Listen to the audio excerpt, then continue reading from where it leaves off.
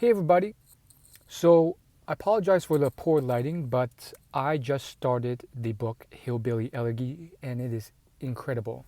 This book was recommended by Bill Gates in his summer reading lists and I finally got around to it and it is outstanding. It's stunning. Just the whole intro to the book, it's really well written. The guy's only 31 years old and yet he's very humble about it. He says like he hasn't achieved anything extraordinary, but he has been able to graduate Yale Law and live an ordinary life, which uh, some would consider impossible given his upbringing, his background, and so forth. Um, and so he teases like what his life was before, getting here, and you can already tell it's kind of crazy. Poverty everywhere, people addicted to drugs, heroin. His parents, he has a very complicated, dysfunctional relationship with his parents. The people around him.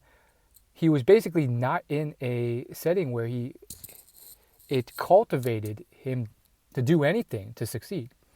And then I think he gets even more humble because he says like, I'm not some genius, I'm not some superstar. In fact, I was this close to squandering any talent or skill I had, and only at the last second, I met a couple good people that helped guide me in the right direction.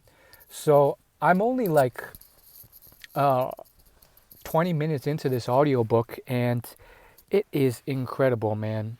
And I was just so compelled to share it to the world with this video for some reason because I think, well, I wrote this blog post on my blog about how Asian parents, the problems with Asian parents. I think they do a lot of great things, but they can also fail in certain ways. And then it got a very strong reaction, a lot of comments from Asian children, just very bitter, angry, like feeling like the world was to blame.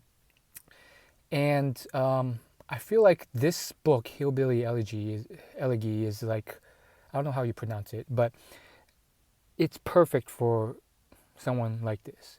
Now, I don't know for sure until I've read the whole thing or listened to the whole thing, but I think it's going to be fantastic.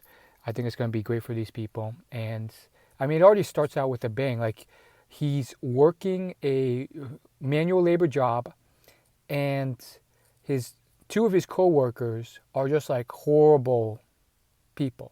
Now, he prefaces the book by saying none of these characters I describe in the book are horrible people. And I apologize if I paint them out to be. It's just, I don't think they're horrible. I love all my family members. It's just that these are hillbillies and this is my way of life and this is how they are. But these coworkers of his, first off, they're like, the girl is like a teenage pregnant mom, and yet both of them are just horrible at the job. They don't show up 1 hour 3 days. The husband goes on 1 hour to 2 hour lunch, like bathroom breaks every day. And then they both skip work like every third shift.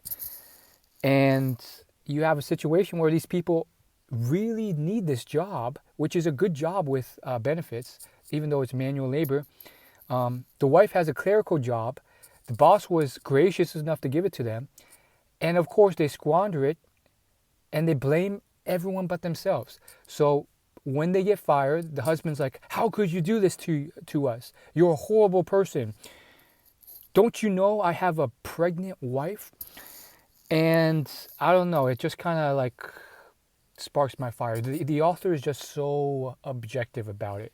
You can tell he just has that winner's mindset. He doesn't let that blameworthy mindset get to him. So, you have this coworker who's literally blaming everyone but himself for losing his job, and he's playing the victim mindset, which is completely false. Like, he's the one who screwed up, skipping so many shifts. I don't know, it's just fantastic. Check out the book, worth reading.